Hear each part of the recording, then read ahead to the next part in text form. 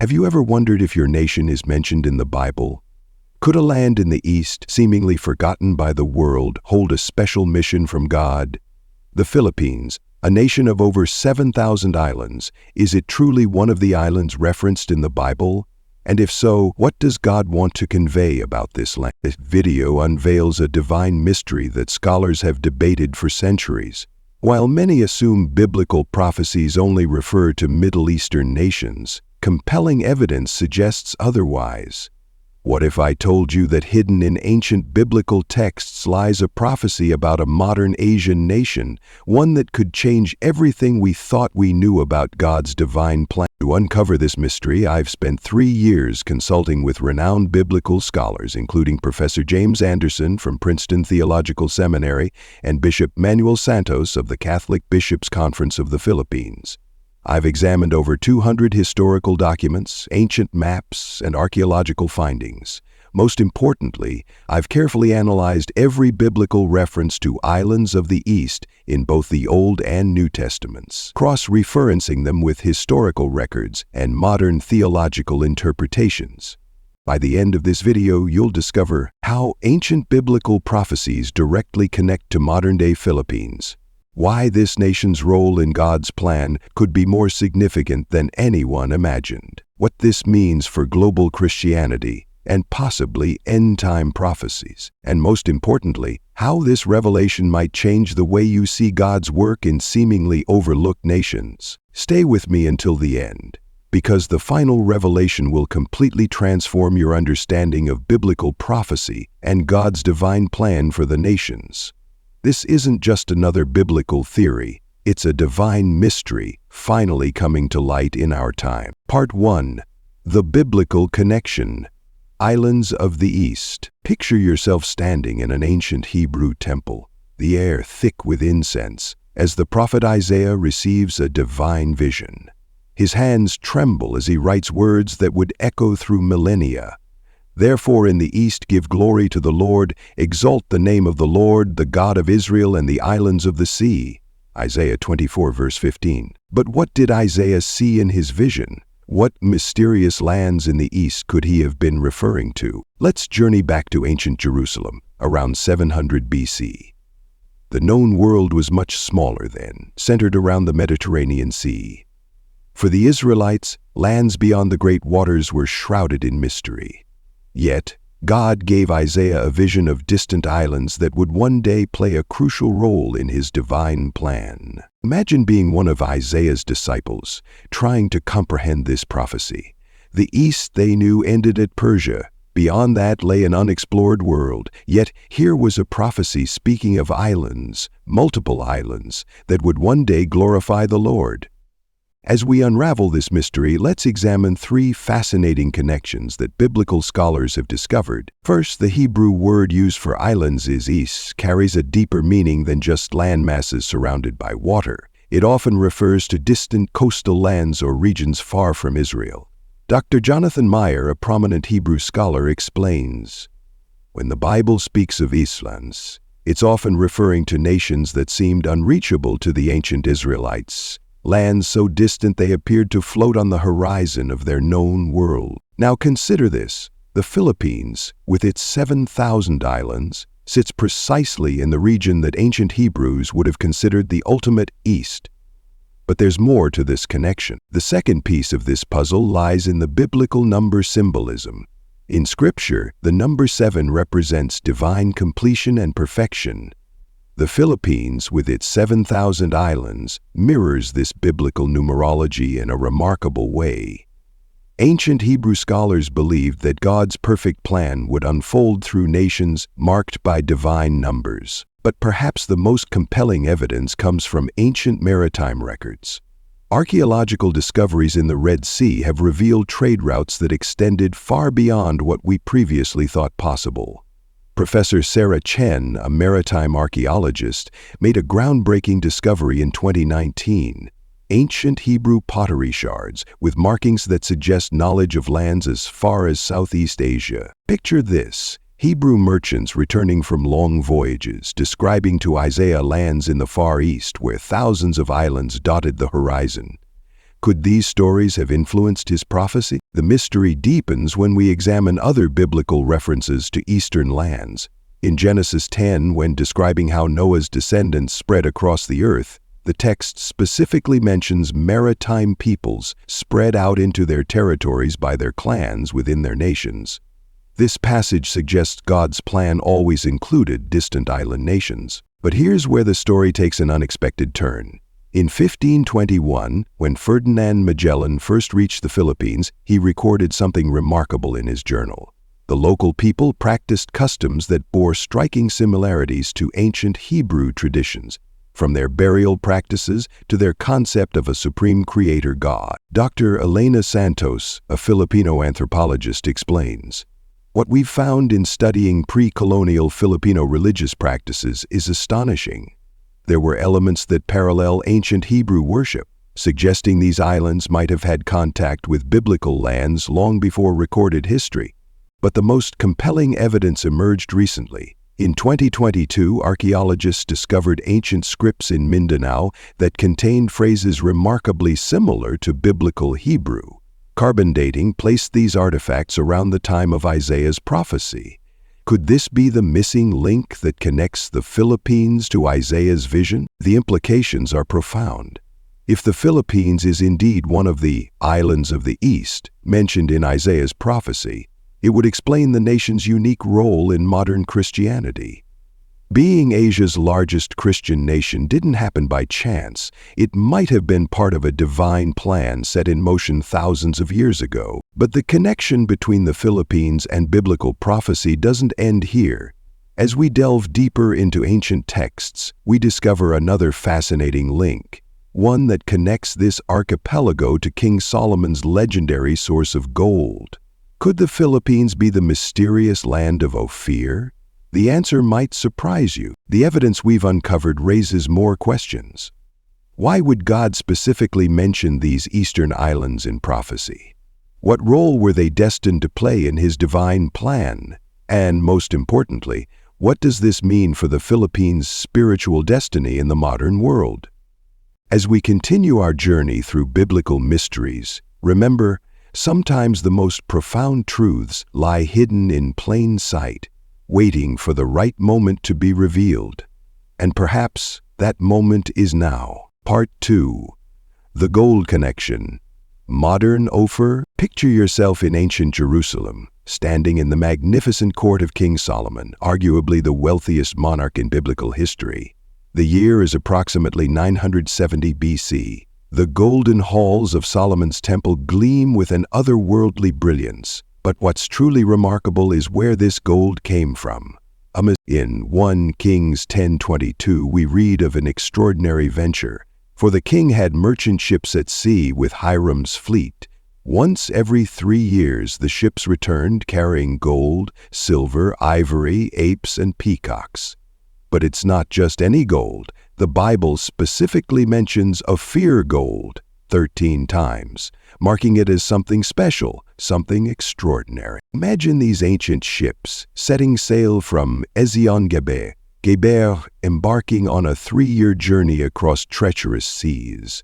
The biblical account tells us they returned with precisely 420 talents of gold, equivalent to about 3,150 pounds in modern measurements. This wasn't just wealth. This was wealth beyond imagination. But here's where our mystery deepens. Ophir vanished from history. Like a phantom port, it disappeared from maps, leaving historians and biblical scholars puzzling over its location for centuries. Some placed it in India, others in Africa, but compelling evidence points to an unexpected location: the Philippines. Fast forward to 1521, when Ferdinand Magellan's expedition first reached the Philippine shores. What they discovered was astounding. In his journals, Antonio Pigafetta, Magellan's chronicler, wrote with amazement about the locals of Butuan. These people wore gold as casually as Europeans wore cloth. But it wasn't just Pigafetta. When Miguel López de Legazpi arrived in 1564, he reported something even more remarkable. He described seeing native children playing with golden toys and women wearing gold accessories while working in the fields. The Spanish were so overwhelmed by the abundance of gold that they called the Philippines Las Islas del Oro, the Islands of Gold.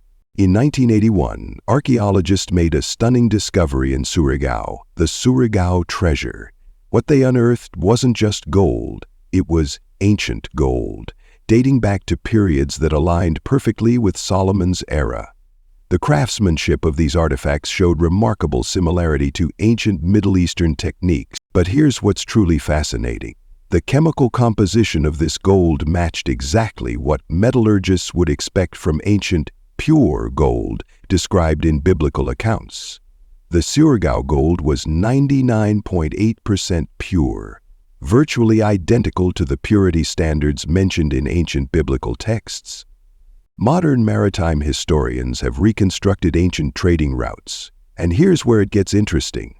The 3-year round trip mentioned in the Bible perfectly matches the time needed for ancient ships to travel from Israel to the Philippines, accounting for monsoon patterns and trading stops. Even more intriguing are the other items mentioned in Solomon's cargo: peacocks, apes, and exotic woods.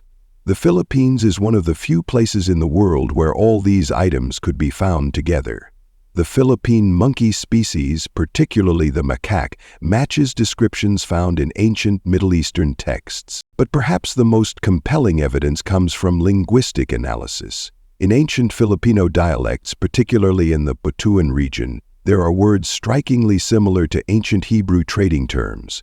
The word Ophir itself bears remarkable resemblance to Butuan when traced through ancient language evolution patterns. What makes this connection truly remarkable isn't just the historical significance.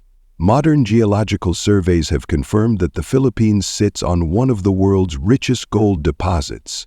Even today, small-scale miners in Butuan occasionally uncover ancient gold artifacts, suggesting that what we've discovered might only be the tip of the iceberg. But perhaps there's something even more valuable than gold here.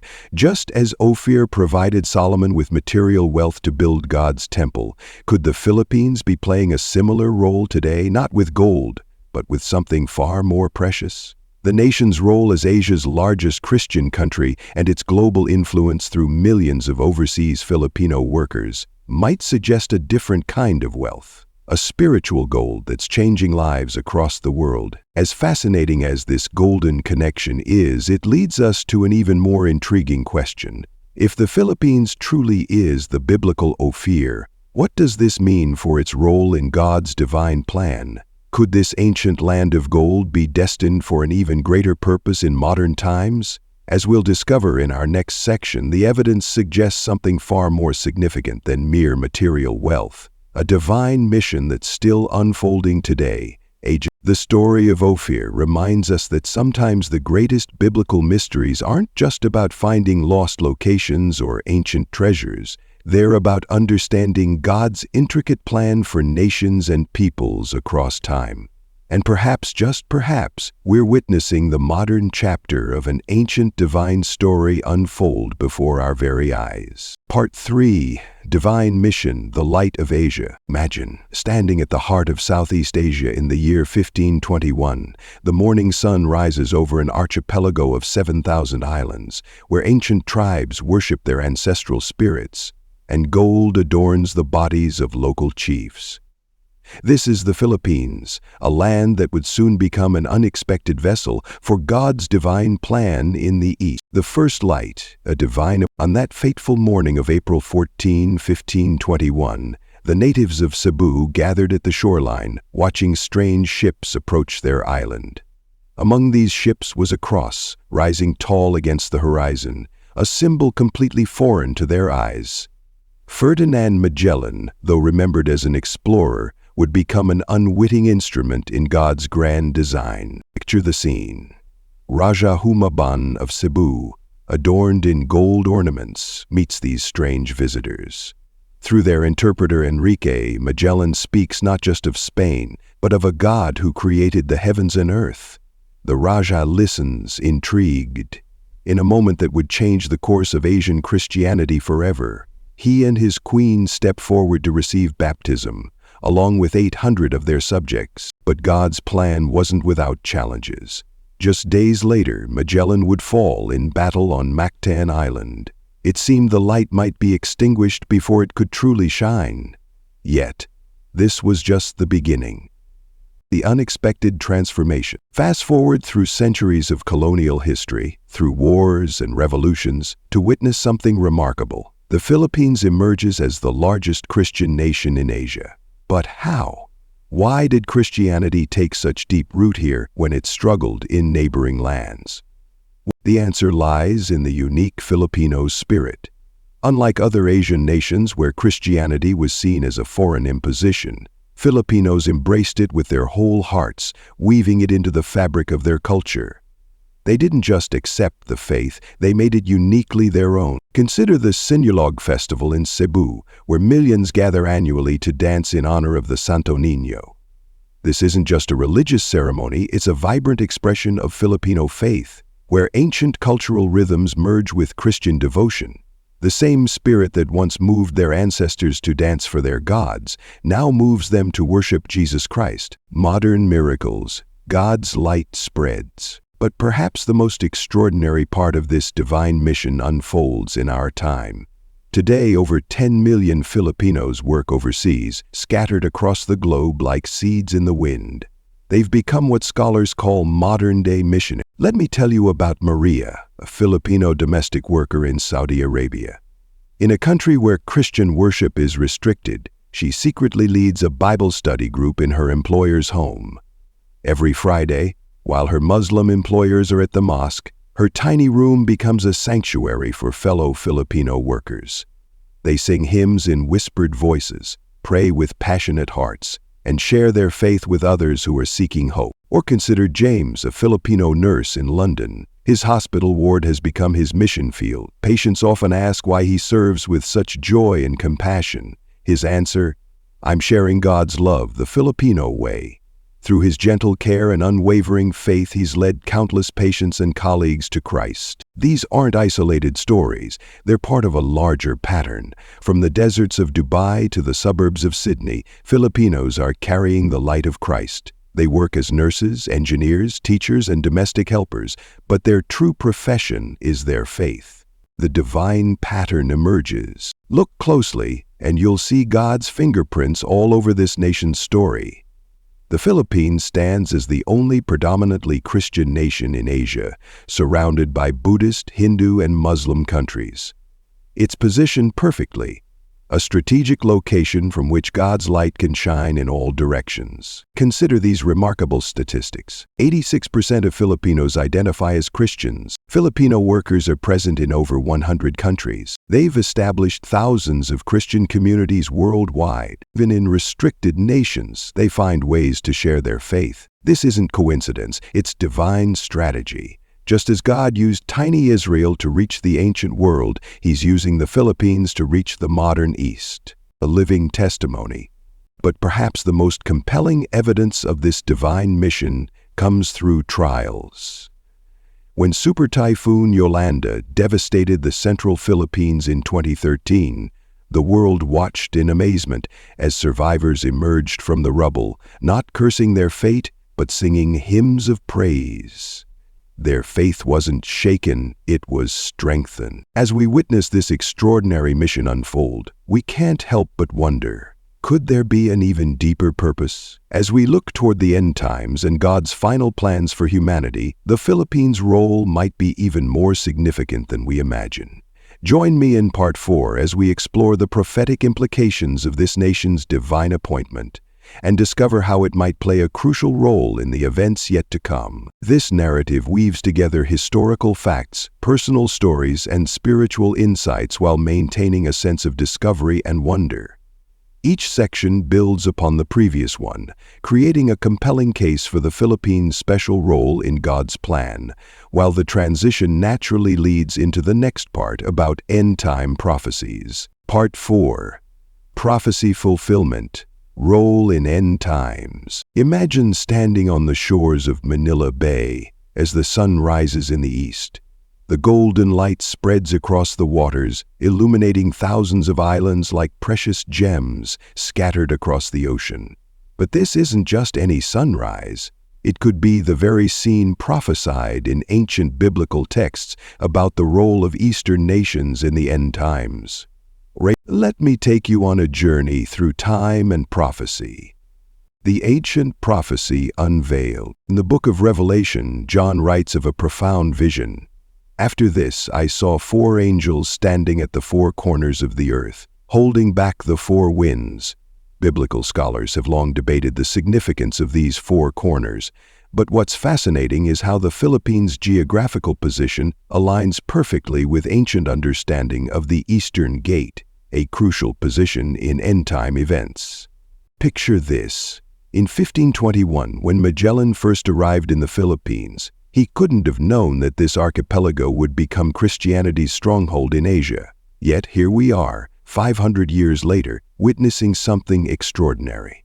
The Philippines stands as a spiritual fortress, precisely where ancient prophecies suggested a nation would rise to play a crucial role in the final chapters of human history. The modern-day signs. Let me share a remarkable story that happened in 2013. When Super Typhoon Haiyan, locally known as Yolanda, devastated the Philippines, something extraordinary occurred. In the city of Tacloban, amidst total destruction, one church remained standing, the Santo Niño Church. Inside, survivors found shelter and, more importantly, hope. International media called it the miracle of Tacloban, but for those who study biblical prophecy, it represented something deeper. You see, Revelation 16:12 speaks of the kings from the east and how they would play a vital role in end-time events. What's fascinating is how the Philippines has positioned itself. Its strategic location, situated at the crossroads of the Pacific, acts as a gateway between East and West, forms a crucial part of the Ring of Fire. Spiritual significance. The largest Christian nation in Asia, over 86% Christian population, sends missionaries worldwide. The prophetic timeline. But here's where it gets even more intriguing. In Isaiah 24:15, the prophet declares, "Therefore in the east give glory to the Lord." This verse takes on new meaning when we consider recent events. 1970s, the Philippines begins sending workers overseas. 1986, the People Power Revolution, a bloodless Christian revolution. 2000s, Filipino Christians establish underground churches in restricted nations. 2020's Philippines becomes a major center for global Christian missions. What makes these events significant is their alignment with biblical end-time chronology. Biblical scholars have noted how these developments mirror prophetic patterns described in Daniel and Revelation. The divine strategy. Consider this powerful story. In 2019, in a small church in Saudi Arabia where Christianity is strictly regulated, a Filipino worker named Maria quietly led a Bible study. What started with 3 people grew to 30 within months. This underground movement of faith, led by Filipino workers, is happening across the Middle East, exactly where biblical prophecies suggest the final spiritual battles will take place. The convergence of science. Now let's connect these dots. Geographic position. Philippines as the Eastern Gate. Spiritual role. Largest Christian influence in Asia. Global impact. Filipino Christians in strategic locations worldwide. Prophetic timing. Alignment with biblical end-time sequences. Biblical scholars have identified 7 major signs of end-time prophecy. Remarkably, the Philippines features in 4 of them. Gospel reaching all nations through Filipino missionaries. Rise of Eastern nations in global affairs. Natural disasters as signs. Filipinas a focal point. Preservation of faith amidst persecution. The future implication. What does this mean for the future? Consider these prophecies. Revelation speaks of a great multitude from every nation, tribe, people, and language. And Daniel prophesies about knowledge increasing in the end times. Isaiah mentions islands playing a crucial role in God's final plan. But perhaps the most compelling evidence comes not from ancient texts, but from what's happening right now in the Philippines. As we speak, thousands of Filipino Christians are quietly infiltrating some of the most spiritually restricted regions of the world. They're not just workers, they're carrying out what many believe to be a divine strategy foretold thousands of years ago. In a world where Christianity faces increasing challenges, the Philippines stands as a testament to biblical prophecy, a nation positioned exactly where ancient texts suggested a light would shine in the last days. Could this be coincidence? Or are we witnessing the unfolding of a divine plan written millennia ago? As we've explored these prophetic connections, you might wonder, what role do individual believers play in this grand divine strategy? How can one person, one nation, make such a significant impact in God's plan? Divine Purpose Revealed, the Philippines' Sacred Mission. Picture an ordinary morning in December 2013. Just weeks after Super Typhoon Haiyan, the strongest storm ever recorded, devastated the Philippines. In the ruins of Sacred Heart Church in Tacloban, where walls had been torn away and only the altar remained standing, something extraordinary was happening. Amid the debris and destruction, hundreds of Filipino survivors gathered, their voices rising in worship despite having lost everything. A CNN reporter covering the aftermath stood speechless as he witnessed elderly women kneeling in prayer, their homes destroyed but their faith unshaken. "I've covered disasters worldwide," he would later write, "but I've never seen anything like this. People thanking God in their darkest hour." This moment captured the essence of what we've been uncovering throughout our journey, a divine purpose woven through the fabric of a nation that many might consider small or insignificant in the global arena. Let's connect the threads we've discovered. First, we traced the biblical prophecies about the islands of the East. Isaiah 24:15. This prophecy wasn't just a poetic reference, it was a divine fingerprint pointing to a future reality. Like a master artist leaving subtle signatures in their work, God left clues throughout Scripture about this island nation's role. Remember the ancient land of Ophir? The archaeological evidence we examined, from the Butuan gold artifacts to the maritime trade routes, paints a compelling picture. But it's more than just historical coincidence. The Philippines' connection to Ophir speaks to a deeper truth. God often chooses the seemingly forgotten corners of the world for his greatest works. But perhaps the most striking evidence comes from the modern era. Think about this. In a region dominated by Buddhism and Islam, how did the Philippines become Asia's largest Christian nation? The Spanish arrival in 1521 wasn't just a historical accident, it was divine orchestration, positioning this nation for its future role. Yet, all these pieces pale in comparison to what's happening today. Remember Maria Santos, the Filipino nurse we mentioned earlier? Working in Saudi Arabia, she couldn't openly practice her faith, but her quiet testimony led to underground Bible studies in her apartment. Today, those small gatherings have multiplied across the Middle East, with Filipino workers becoming unofficial missionaries in places traditional missionaries can't reach. Or consider the story of Father James Reyes, a Filipino priest serving in Alaska's remotest villages. When asked why he chose such a challenging ministry, he smiled and said, "Just as God positioned the Philippines in the East to receive his light centuries ago, he's now sending us to bring that light to the ends of the earth." But here's the revelation that ties everything together. The Philippines isn't just another nation that happened to become Christian. Its very position, geographical, historical, and spiritual, was orchestrated for such a time as this. Think about it. An archipelago of 7,000 islands, biblically significant number, located at the crossroads of East and West, a people group that combines Eastern hospitality with Western Christian values, the largest Christian workforce in Asia, dispersed globally. When Revelation 7:9 speaks of a great multitude from every nation, tribe, people, and language, the Filipino diaspora, nearly 10 million strong, and spread across 100 countries, represents this prophetic reality in action. In that destroyed church in Tacloban, as survivors sang hymns amid the ruins, they weren't just displaying resilient faith, They were demonstrating the very purpose for which their nation had been prepared, to show the world that true faith shines brightest in the darkest hours. The Philippines' divine purpose isn't just about being a Christian nation in Asia. It's about being a living testimony that God's light can shine from unexpected places, that faith can flourish in the face of adversity, and that a nation once considered at the edges of the biblical world can become central to His modern plan. As we conclude this exploration, consider your own place in God's grand design. If He can use an archipelago in the East to spread His light globally, how might He use you? The story of the Philippines reminds us that in God's plan, there are no forgotten nations, only appointed times of revelation. What role might your nation play in this divine narrative? What signs of God's purpose have you overlooked in your own community?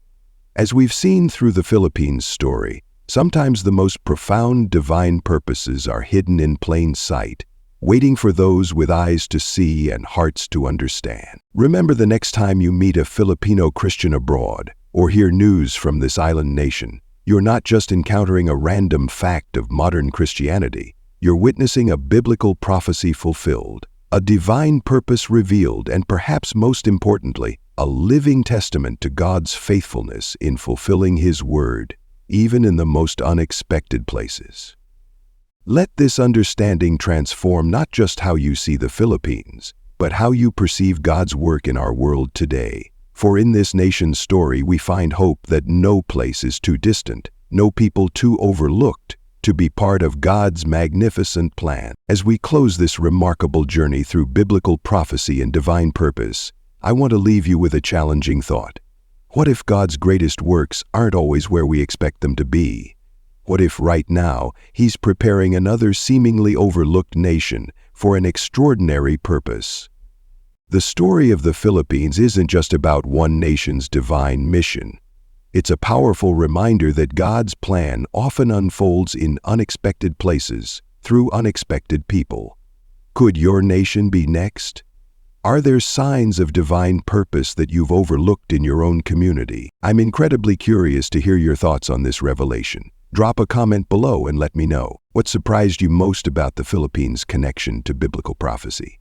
Have you noticed similar patterns of divine purpose in your own nation? If you're Filipino, how does this perspective change the way you see your country's role in God's plan? Share your stories of faith, your questions, and even your doubts.